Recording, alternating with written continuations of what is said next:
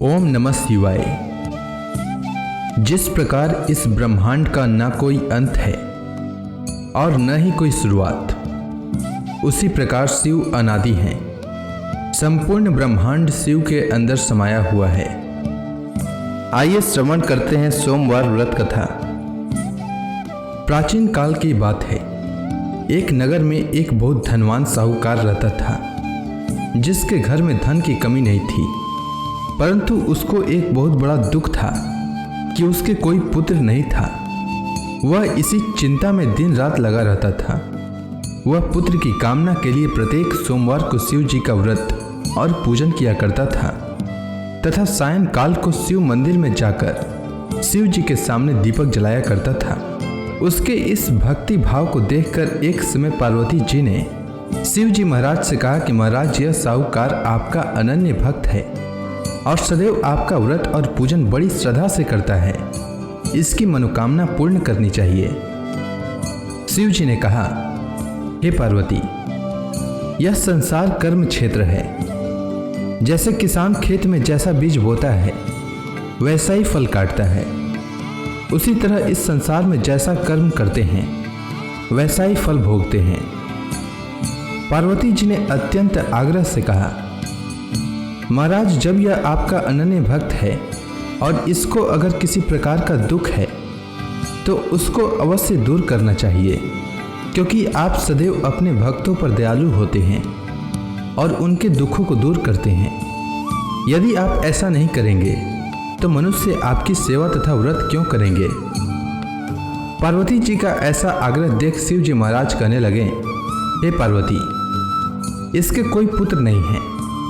इसी चिंता में यह अति दुखी रहता है। इसके भाग्य में पुत्र न होने पर भी इसको मैं पुत्र प्राप्ति का वर देता हूँ, परंतु यह पुत्र केवल 12 वर्ष तक जीवित रहेगा। इसके पश्चात वह मृत्यु को प्राप्त हो जाएगा। इससे अधिक मैं और इसके लिए कुछ नहीं कर सकता। यह सब बातें साहूकार सुन रहा था। इससे उसको न तो कुछ प्रसन्नता हुई और न ही कुछ दुख हुआ। वह पहले जैसा ही शिव जी महाराज का व्रत और पूजन करता रहा। कुछ काल व्यतीत हो जाने पर साहूकार की स्त्री गर्भवती हुई और 10वें महीने में उसके गर्भ से अति सुंदर पुत्र की प्राप्ति हुई। साहूकार के घर में बहुत खुशी मनाई गई, परंतु साहूकार ने उसकी केवल 12 वर्ष की आयु जानकर अधिक प्रसन्नता प्रकट न की और न ही किसी को भेद ही बताया। जब वह बालक 11 वर्ष का हो गया तो उस बालक की माता ने उसके पिता से विवाह आदि के लिए कहा, तो वह साहूकार कहने लगा कि अभी मैं इसका विवाह नहीं करूंगा, अपने पुत्र को काशी जी पढ़ने के लिए भेजूंगा। फिर साहूकार ने अपने साले अर्थात बालक के मामा को बुला करके उसको बहुत सा धन देकर कहा, तुम मेरे बालक को काशी जी पढ़ने के लिए ले जाओ और रास्ते में जिस स्थान पर भी जाओ यज्ञ तथा ब्राह्मणों को भोजन कराते जाओ। वह दोनों मामा भांजे यज्ञ करते और ब्राह्मणों को भोजन कराते जा रहे थे। रास्ते में उनको एक शहर पड़ा। उस शहर में राजा की कन्या का विवाह हो रहा था। दूसरे राजा का लड़का जो विवाह कराने के लिए बारात लेकर आया था, वह एक आंख से काना था।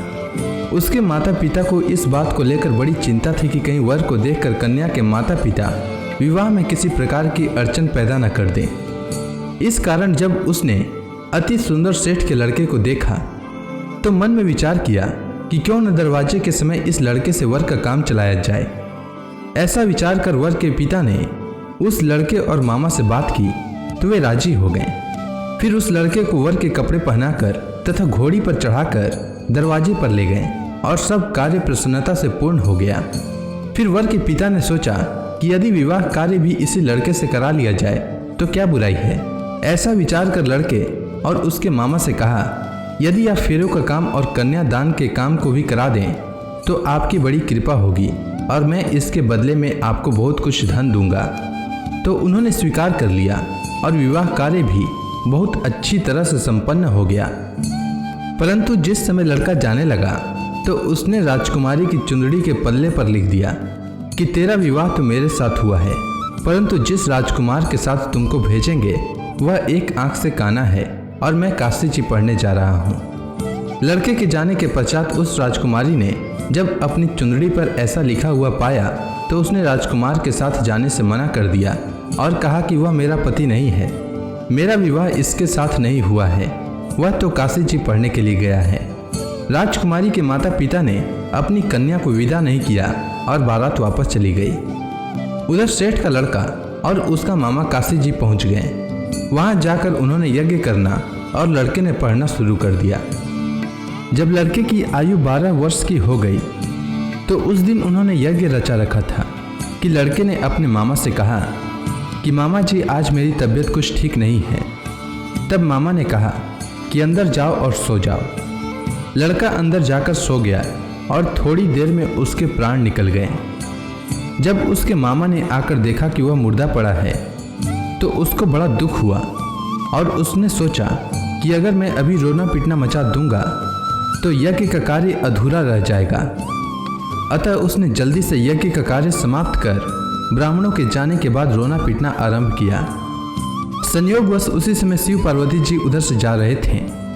जब उन्होंने जोर जोर से रोने की आवाज़ सुनी तो पार्वती जी कहने लगी कि महाराज कोई दुखिया रो रहा है, उसके कष्ट को दूर कीजिए। जब शिव पार्वती ने पास जाकर देखा तो वहाँ एक लड़का मुर्दा पड़ा था। पार्वती जी कहने लगी कि महाराज यह तो उसी सेठ का लड़का है जो आपके वरदान से हुआ था। हे महाराज, इस बालक को और आयु दीजिए, नहीं तो इसके माता पिता तड़प तड़प कर मर जाएंगे। पार्वती जी के बार बार आग्रह करने पर शिव जी ने उसको जीवन वरदान दिया और शिव जी महाराज की कृपा से लड़का जीवित हो गया। शिव जी और पार्वती जी कैलाश पर्वत पर चले गए। तब वह लड़का और मामा उसी प्रकार यज्ञ करते तथा ब्राह्मणों को भोजन कराते हुए अपने घर की ओर चल पड़े। रास्ते में उसी शहर में आए जहां उसका विवाह हुआ था। वहां पर आकर उन्होंने यज्ञ आरंभ कर दिया तो उस लड़के के ससुर ने उसको पहचान लिया और अपने महल में ले जाकर उसकी बड़ी खातिर की। साथ ही बहुत से दास दासियों सहित आदरपूर्वक लड़की और जमाई को विदा किया। जब वह अपने शहर के निकट आए तो मामा ने कहा कि मैं पहले तुम्हारे घर जाकर खबर कर देता हूँ। जब उस लड़के का मामा घर पहुँचा तो लड़के के माता पिता घर की छत पर बैठे थे और यह प्रण कर रखा था कि यदि हमारा पुत्र सकुशल लौट आया तो हम राजी खुशी नीचे आ जाएंगे, नहीं तो छत से गिरकर अपने प्राण खो देंगे। इतने में उस लड़के के मामा ने आकर यह समाचार दिया कि आपका पुत्र आ गया है, तो उनको विश्वास नहीं हुआ। तब उसके मामा ने शपथ पूर्वक कहा कि आपका पुत्र अपनी स्त्री के साथ बहुत सारा धन लेकर आया है। तो सेठ ने आनंद के साथ उसका स्वागत किया और बड़ी प्रसन्नता के साथ रहने लगे। इसी प्रकार से जो कोई भी सोमवार के व्रत को धारण करता है अथवा इस कथा को पढ़ता या सुनता है उसकी समस्त मनोकामनाएं पूर्ण होती है। उम्मीद है आपको सोमवार व्रत की कथा अच्छी लगी होगी। अगर आपको यह वीडियो अच्छी लगी हो तो कमेंट सेक्शन में ओम नमः शिवाय लिखना न भूलें। धन्यवाद।